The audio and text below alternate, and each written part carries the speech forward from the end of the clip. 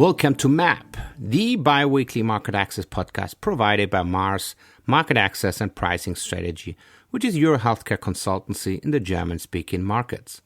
Mars makes it as easy as possible for you to get your pharmaceutical, medtech, or digital health product to the market and, of course, get the price it deserves. My name is Stefan Walzer. I'm the founder of Mars and a health economist by training and working in the fields of market access, reimbursement, pricing, and health economics already since 2004. And now let's learn about the market access and reimbursement systems around the globe. Market access is a very complex area within a country, and especially obviously if you compare different countries. I think we have heard in the different episodes now in that podcast how the systems, for example, work in Switzerland, in Italy, and also in the UK, for example, a lot different. And at the end of the day, we still have a final, let's say, kind of similarity, for example, that the evidence base is one of the core drivers in order to get a positive rating, let's call it, for reimbursement or funding. But I think core question is still, especially if you think maybe a bit about the planning from a payer's, but also from an industry perspective, how to do that if new products are coming to the market. What is the right price? How should I price it? How should I go into the negotiations? But also, for example, something more, let's say, basic, I would call it. Which kind of pathway can and should we take, for example, for our product? I think in some of the markets, it might be quite easy and simple. It's one pathway, whether you are a drug or a medical device or even a digital health service. But in some of the markets, it's really diverse and it depends a lot on different kind of aspects. If you're an ATMP, if you are an orphan drug, if you are a digital health application, if you are a digital health monitoring system, if you are a medical device in inpatient or an outpatient setting, sometimes it could be really tricky. And this might have had also a kind of impact, for example, on the evidence base and obviously and finally on the pricing. But how should and could, for example, current market access manager really deal with that kind of uncertainty? We have had a great episode, for example, with Esther Sensa just a couple of months ago, where she was just explaining how those, let's say, complexities could be taken into consideration when also putting a strategy together, for example, on Europe. But for sure, especially in 2022 and also beyond, for sure, there are other kind of technical opportunities potentially also available. Today's episode is especially around artificial intelligence for market access. So it's not so much artificial intelligence as a health product, but this time it really is the discussion, how could artificial intelligence potentially also change the work market access managers today do? And for that, I've invited Dr. Andree Bates. I think she's a great person to really go into that kind of detail. She is the founder, chairman, CEO, artificial intelligence really thinker at Eularis in the UK. She has also a couple of other, let's say, experiences beforehand. She has been the innovative UK assessor, board chairman, founder, managing director at MedNet Media, head of Internet Medicus. And I think also quite interestingly, in her previous life, maybe, she was also a neurology consulting person. So I think the right person to answer the question, might AI be the future for market access? Perfect. Thank you, Andree, to join me in our, let's say, market access environment in terms of the discussions this and today on artificial intelligence. I would say artificial intelligence for reimbursement sounds still a bit like future. Can you explain a bit where it stands right now and what it actually really is? Sure. It's funny because when I tell people I work in artificial intelligence, it conjures up these images for people of robots. And so these futuristic robots. And so I guess there's a lot of misunderstanding about what AI is and what it can do. So, people think about robots, they think about the Gary Kaspersky chess champion being beaten by AI. But in reality, it is those things, but it's just the intersection between mathematics and computing. So what we can do with it is really use code to trawl through and understand huge amounts of data. And so there's lots of different types of AI, there's machine learning, and then there's subtypes, artificial neural networks, and then subtypes of subtypes like deep learning and so on. So essentially what AI does is it allows you to use huge amounts of data to cut through complexity and make pretty accurate predictions. The more data, the more accuracy. So if we take that onto the background of market access is one of the most complex parts within the pharma value chain. And it has huge amounts of data. We've got clinical trial data, we've got claims data, we've got real world data, we've got all sorts of other data, past pricing data, past submissions data. And so what AI allows us to do is really understand all that data for lots of different things for both the payers, but also pharma. And so there's so many different applications, not just reimbursement, but pricing, a whole heap of different ones we can talk about within that. But that's really what it is. It's a way that we can cut through that complexity and all of that data to make more reliable decisions on what we're doing with our market access strategy. Yeah, that's. I think that's a quite nice, let's say, introduction, showing already also the complexity of AI on top, right? So, yeah. If I would think of, let's say, somebody who wants to put a market access plan, maybe for Europe together. I could, let's say, understand that obviously the systems, the processes within each country are already very complex. Yes. Maybe try to make that a bit more, let's say, handy. How or in which ways could I really utilize AI to make my life maybe easier? There's lots of ways. So one of the obvious ways first is value pricing, because, pricing, if you get that wrong, there's that very famous case of Zeltrap, when they got the pricing so high and the oncologists in New York put out that full page ad, and there was the New York Times saying, we will never prescribe this because it's ridiculously expensive.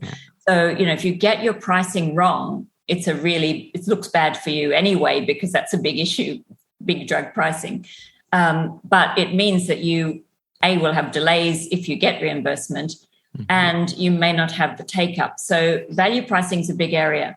And just to make that simpler for the listeners to understand, if you think about Airbnb, just a non-pharma example, they use machine learning for their pricing. And so what they do is they have an algorithm that trawls all the internet data and looks at where they have properties advertised on their system and competing ones, so hotel rooms, other properties, etc. And so then it does an algorithm that will basically work out what is the sweet spot price for this room that will give us the maximum occupancy and the maximum profit. Mm-hmm. So you could price your room higher, like a Zeltrap, but you wouldn't get very many people buying it, even though you get a lot more profit per person. Or you could do it a lot lower, and you would be leaving a lot of money on the table. You'd have a lot of people doing it, but you actually wouldn't be making much profit for each one. So you can do the same kind of things with drugs. So we can be looking at, the AI, you can do algorithms to look at all of the data. So you could be looking at, firstly, clinical trial data, real world data, all of that same data we just mentioned. And from that, you could actually identify where is the sweet spot that we're going to actually get maximum take up and maximum profit for ourselves. So value pricing is a great area to start with, for one. Yeah. I think that makes a lot of sense. If I would, however, maybe think of maybe think a bit back before the CAR T cell therapies were available, and whether those prices are right or wrong. I think that's not the discussion now, right? Yeah. I was just more thinking. Obviously, if I take a system which is taking probably the data from the past into account, right?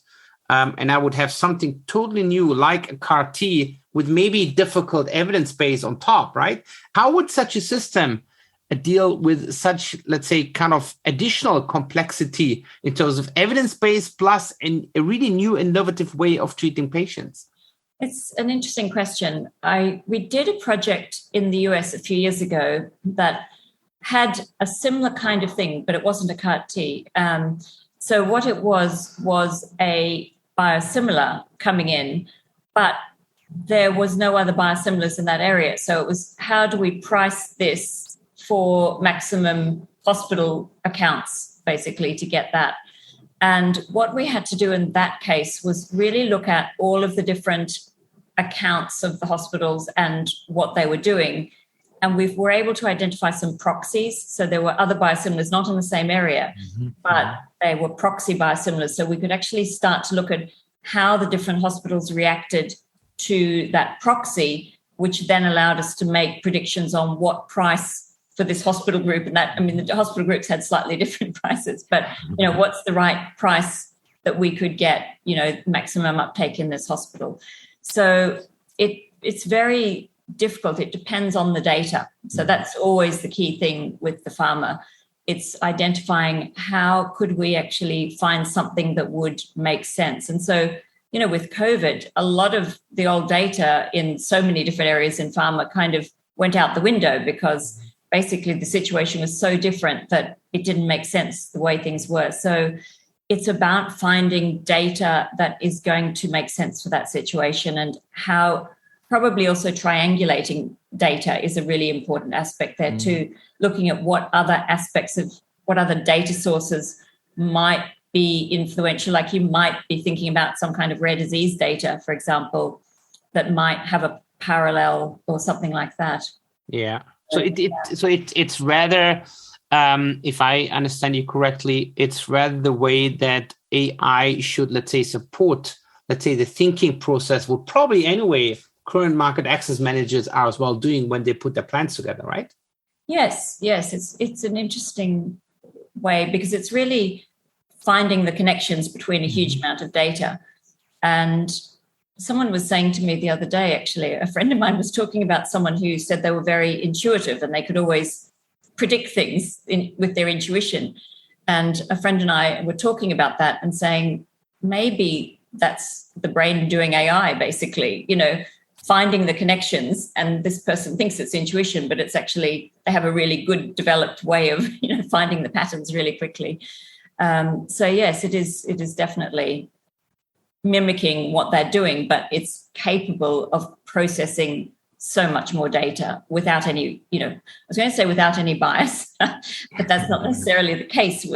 It depends on how you put your data together, your data sample, and minimize bias as much as possible. Yeah, now I would just generally say I think any kind of intelligence might be biased, right? Also our daily kind of thinking and processing or whatever. So it's probably more the kind of question how to interpret then finally the findings and how to put it in the right kind of context, right? Yes, exactly. Yeah, That whole data bias is that's a whole podcast on its own. Yeah, exactly. No, I can imagine. I fully agree. I mean, if I turn it a bit, I mean, we have discussed a bit how useful it could be, obviously, for, let's say, the industry. How would you describe potentially the benefit for the payers in a given country, right? Maybe on a national level, where potentially also more the, let's say, list prices are being discussed and negotiated, but also obviously, I think you mentioned already, on a local level with potential hospitals as a kind of payers. Sure. And let's go back to pharma because there's a lot more cases uses we can talk about. For payers, there's a lot of ways that they're already using it. I mean, even over a decade ago, we did a project for a payer, which was really automating their claims processing with AI. And so that was able to save tens of millions and every year constantly saving. So they're doing it for a lot of automation processing, but they're also looking at it for, in fact, I remember reading something that Accenture wrote, I think it was in 2018 or 19, saying that some payers were, the use of it for payers was saving 7 billion over 18 months for automating back office kind of functions. Wow. But they can also, another use for payers that we've done before is identifying in advance patients that are going to be high cost. So like a rare disease or a potential cancer. So by using we actually triangulated census data as well, interestingly. There was a few different data sources we used, but we were able to predict, and what they defined as high cost was patients that were costing them over $250,000. I can't remember if it was over what time period. And so for that, it was really looking at identifying who those patients were right now, and then identifying there are about 6,000 variables that we were looking at, which ones are likely to be in that category in the future, which have the highest probability. But then what they wanted to do was obviously minimize that cost. So they wanted to identify these patients so they could then reach out to them before the cost spiraled out of control and actually get them help to reduce the disease really progressing really fast, so that they could help themselves with the costs, but also help the patient not get into that really bad state before they start to get treatment. So there's ways that it can be done there as well. And then, of course, on the way that we use it as well, making assessments. AI can be used the same way that we use it with pharma to identify what are the factors to reimburse, etc. Payers can use it for that as well. So reimbursement's a big area that we use it for pharma as well, faster reimbursement. But we are starting to see payers looking at the data saying, well, should this be reimbursed or is there a better option? Yeah, no, I think great examples. I think it shows already, I think, that at least I think some further and additional payers might potentially want to use that as well. Hopefully, they might as well use it in any way in the future. If we could maybe just go back a bit, when I'm thinking about negotiations, I mean, some of the negotiation part could probably also be more, let's call it standardized, right? I think some of it, especially maybe towards the end, it might maybe be a bit more tricky. We just discussed a couple of minutes ago the kind of special environment, for example, when we have something really new, innovative, new environment or whatever. But I could as well imagine that maybe in 5 years, 10 years time, we could maybe as well have a kind of, let's say, tick box that we just say it's a product, it's an ingredient or a mode of action we know, it's a group of disease where products are already available. Do you think this could as well be obviously applicable to AI? Simply submit what you have, or maybe even easier, just press a button, you get the price. I don't know whether industry or payers want to have it, but is that maybe as well something what could be thought about in future? Yeah, I mean, there's already AI-powered digital tools for stakeholder engagement for payers. Mm-hmm. And I saw a survey about that showing that I think it was something like some high percentage of payers found that incredibly helpful, that they could actually identify a lot of factors in advance that, and weigh things up. So definitely that can be done. But I think also in terms of, the committees that are making the reimbursement decisions, the different committees are different in each market and everything, and they change. But if you can have insight into what that committee bases their decisions on, so they're all going to base their decision on cost as a start, but it's not the cost of the drug is not the only decision. You might actually be able to significantly reduce hospitalization with your drug, which would mean that, there's an argument there. However, if no one in the committee was, in charge of that and their actual job was reducing drug costs, then that wouldn't sway them. So it's really understanding the plethora of factors that are going to sway the committee in your favor. And so you've got those kind of things as well. I'm just thinking the language, we've done projects for pharma where we have analyzed all previous submissions and the rates of going through and what language was used. And you can actually, and we've done this, get artificial intelligence to write the submission in the right language for that particular group. It's a pretty big project to do it because there's so much linguistics involved in it. And you will still want a human to read through, because I remember one of the sentences are grammatical, they're good, but they sometimes sound a little weird. I can't remember. There was something, there was one sentence about, I can't remember exactly, something about a confident something. And I thought, no, that doesn't sound like a human would say that. However it was phrased. So you would want to change it. But at the same time, it's weighing up, okay, in this dossier, for this particular group, we need this weighting of discussion on clinical trials, these arguments for cost, we need this kind of language because this committee, this is the language that actually sways them, depending on their personality type, which we can also do with AI from if we know their names. And a lot of pharma companies actually know who's on the committee from the reps, the hospital teams.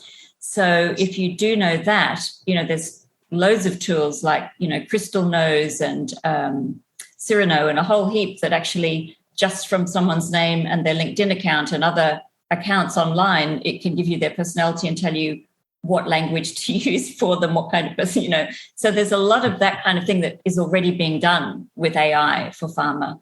So that's another big area. But the more data, and of course, if you have the formulary committee names, that's the richest data you can get for this kind of thing. Yeah, I know that sounds very, very interesting. I mean, it's basically still, I think, let's say the kind of next step you would probably anyway do currently, right? I mean, you also, whenever you have the names, you try to get a kind of feeling how they might react, what their background is, etc. I think just more structure and probably, as you said, just with more data, right? So it might be more rigid at the end of the day. Absolutely. And then the other way that we're seeing is quite game-changing with AI in market access, and we've had clients with this, is there's often a market access analytics team in a pharma company, and they're getting requests from, at least if I think about particular companies and clients, maybe 250 requests a week if they're doing all brands globally. And they often will have a team in India to support them because there's just too much work for the main team. And so they'll be handing off at night to the Indian team who then do it. And what they find is a lot of these requests take a week, a few days to a week to do all the analysis to answer the question. And so now using artificial intelligence, natural language processing and machine learning combined in a platform, it doesn't require that you need a big data cleanup operation and then some pre-algorithms to be created. But when you do the question in with natural language, after you've done all of that preparation stage, it will just feed in, and within 15 minutes, 5 to 15 minutes, you will have the answer and a visualization that's CEO ready, C-suite ready. So one particular client was saying that, this was such a game changer for their organization because the analysts could then focus on the really complex problems rather than having to do all the predictable ones that were coming through again and again and again and again. Yeah, no, I could see that in front of my eyes, right? I think especially those, as you said, those kind of standard requests, right? Important, but really time consuming. And I mean, if you have, let's say, a system available, which is then running and doing the analysis, and then finally even have already the visual available finally to present it, I think that's obviously, as the client said, probably a big game changer. I can fully understand that. Fully. I think you anyway mentioned already. I think on top, the complex situation might then be more, let's say, worked by the market access managers or analysts there. What if, let's say, short-term preferences might change? I mean, we're now, in 2022, we have the big kind of impact by the war in the Ukraine and the kind of impact on the economy and obviously, and finally, obviously as well on the budget for the healthcare, right? So how could that be implemented in a short run, right? In the mid or long run, I can understand that, right? In terms of system, it's learning, right? But what about the short run? Is that then rather a kind of still manual change, or could that still be, let's say, included also, let's say, more technically into AI? Everything is dependent on the data. So that's the bottom line with AI is it's all data driven.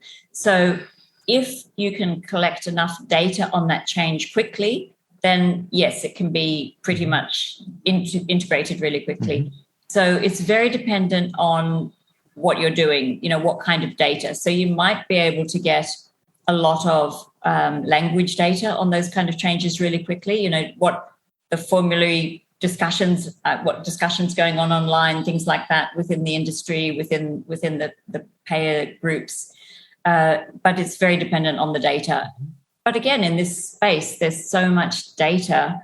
So so much data is generated every day. So theoretically, if there's a big change like that, you should be able to pivot and adjust, maybe not within a day, but certainly within a month or two, you would again have collected a huge amount of data that then could be used for the new one. So it wouldn't be in the magnitude of what you had before, but it would start to give you some good indications of what you need to do to change. So it's possible, but it's very data dependent. Yeah, that makes a lot of sense. Absolutely. Final question. Do you think in the long run, not speaking about the next 2 or 3 years, but maybe speak about let's say in 10 years time, do you think AI could do the job of market access managers? Or maybe if not, why? It's a difficult question. I get this a lot. I would like to say that AI is there to augment our roles. And so certainly in the next few years, it's more of an augmentation role. I don't want to predict too far into the future because that could change when you see Amelia and Sophia and those kind of robots that actually have got pretty impressive, and digital humans, Amelia's a digital human, pretty impressive abilities to do pretty much the same thinking a human can do, plus have their AI on the back end of it. So who knows in the future, but certainly in the coming years, it's an augmentation role. It means that we will be able to, market access managers will be able to do their job with a much more efficient process and with much more accuracy in the sort of results that they're going to be getting, and, just do their job a lot better, which means that, as in the case of that analytics example, they can focus on the things that are not necessarily in the remit of AI. So there could be, strategic decisions they want to make and things like that where their focus could go there. And a lot of the more, how do we get the reimbursement faster? How do we price it? How do we answer questions? All of those sort of things can be handled really, really easily. So it's an augmentation role for now. That was good. No, I mean, as you said, I think nobody knows how future will be changing. I think nobody would have foreseen probably realistically what happened in the last 10, 15, 20 years. And nobody can obviously foresee what will happen in the next 5, 10, 15 years as well. So I think as you said it correctly, I would share that view. I think in the short run, I think it's probably more kind of supportive, let's call it function, but and how those robots or AI in general might evolve even further, we don't know. So thanks a lot for those insights. Great insights. I think some further fruits of thought, obviously, for everybody. So thanks a lot for joining us. Thank you. And by the way, I've got a white paper on this topic if anyone is interested. So they can go to eularis.com, eularis.com/resources. And if you scroll down the page, there's a white paper about how to embed AI into the market access process. Andrew, that's perfect. We'll put that also into our show notes so that everybody could just simply click on the link. Yes. That's awesome. Thank you, Andree. Thank you. So that was Andree Bates with the really interesting discussion, what I think, on artificial intelligence in the area of market access. I think we all need to think about it. Nobody knows how the future will come and will change, obviously. Just comparing what and which kind of technical support we had maybe 40 years ago, 20 years ago, 5 years ago. It's already a big change, and nobody will know, obviously, how this will be handled as well in the near future. But I think at the end of the day, for the next 4 or 5 years, I think Andree said that as well, I think it's probably more a kind of support what we all potentially could take in terms of market access support. I mean, there are so many data and even more data in the future out there. I mean, it can start with the medical data, with the clinical data, with the underlying evidence. Obviously, we all know about systematic literature searches. So that's a quite obvious part where I think market access managers could potentially as well utilize AI even more. The same one for sure. Andree said that already in terms of pricing, the kind of appropriate pricing. Also, maybe if you want to have a kind of price ceiling, for example, across Europe or across the globe. But also from the other side, right? I mean, if I would be a payer, it's also the kind of question how to potentially really get the maximum, or in this way, the minimum price out there, what is still acceptable. The use of AI in negotiations we have also very briefly discussed, but I think especially in the US it is already used much more and much more prominently in order to also prepare, let's say, the kind of right messaging, the right kind of evidence package for, let's say, the other side of the table. I think also important, we're not only, let's say, thinking here about the industry, but also payers are already using it and might as well be using it, for example, in negotiations. If we might be, maybe say, taken over by robots in 5, 10, 15 years.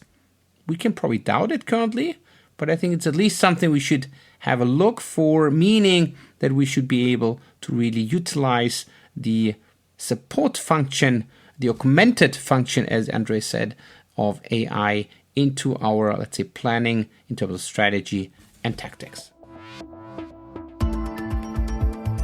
That was an episode of MAP, the Market Access podcast provided by Mars Market Access and Pricing Strategy, which is your healthcare consultancy in the German-speaking markets. MAP is available every second week with a new episode, so watch out. And in case you might have questions, contact me directly and or visit our website on www.marketaccess-pricingstrategy.de.